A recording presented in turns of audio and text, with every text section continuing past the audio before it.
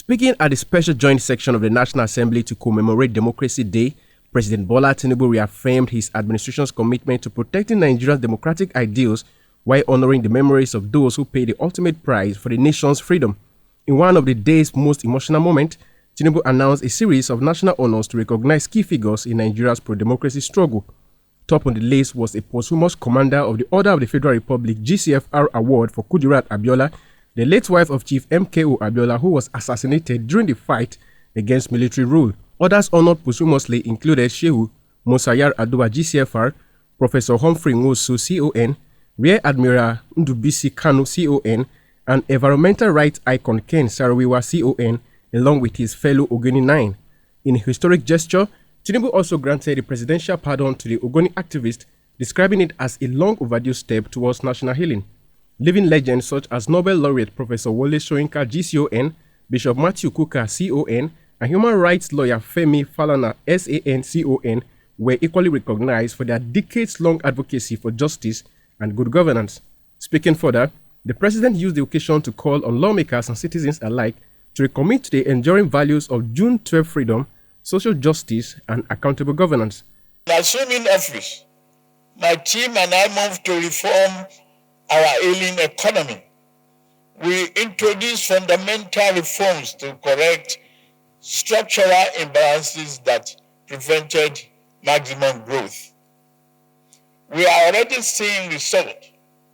The GDP grew by 3.4% in 2024, with quarter four hitting 4.6%, the highest quarter growth in over a decade. Inflation is easing gradually, steadying the price of food staples like rice and beans. Our net have increased fivefold, and the naira has stabilized.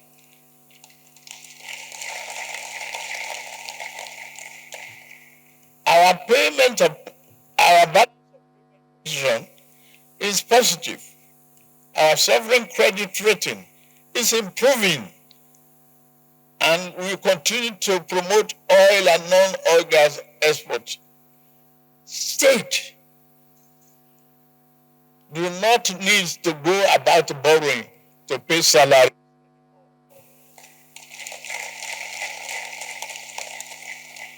In less than over 100,000 a year, including 35,000 civil servants, has benefited from affordable consumer credit through the Nigerian Consumer Credit Corporation, enabling them to purchase vehicles, light up,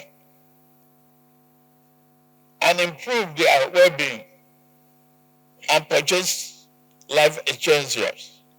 At this point, I plead for your indulgence so that I may put a terrible rumor to bed.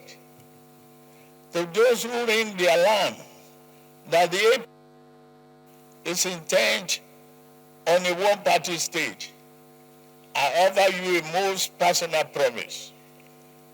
While you are alive, as a result of your panic, it rings an error.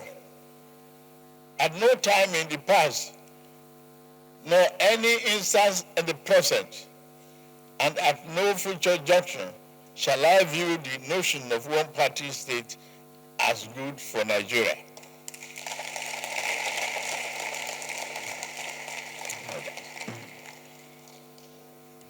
I've never attempted to alter any political party registration with INEC.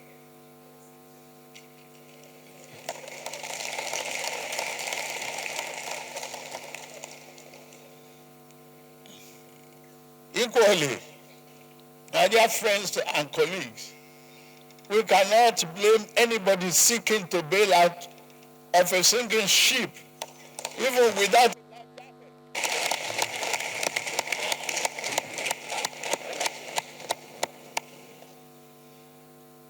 Look at my political history. I will be the last person to advocate such a scheme.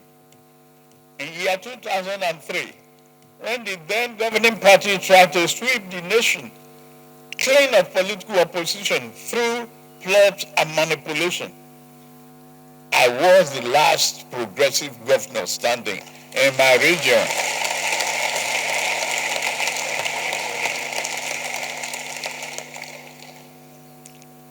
In their number, they boasted. In all their numbers, they boasted of ruling, not only governing Nigeria, for the next half century or more. Where are they?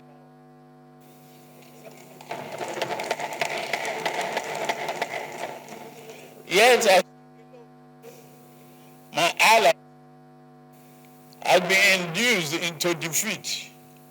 My adversary held all the man could carry. Even with all of that, they could not control my destiny. I could not control our national destiny because fate is written from the above. In his address, Senate President Godswill Akpabio reflected on Nigeria's democratic journey since the annulment of the June 12, 1993 election, paying tribute to those who sacrificed for the nation's freedom. Akpabio praised President Tinubu's economic and governance reforms, highlighting achievements in forest unification, subsidy removal, tax restructuring, and the creation of regional development commissions. Calling for continued partnership between the executive and legislature, Akpabio dismissed criticisms of lawmakers being rubber stamps, asserting that democracy must live through national institutions and daily governance. He further proposed establishing a June 12 museum to preserve the memories of Nigeria's democratic struggle and honor its heroes. We gather not to mourn injustice, but to honor resilience.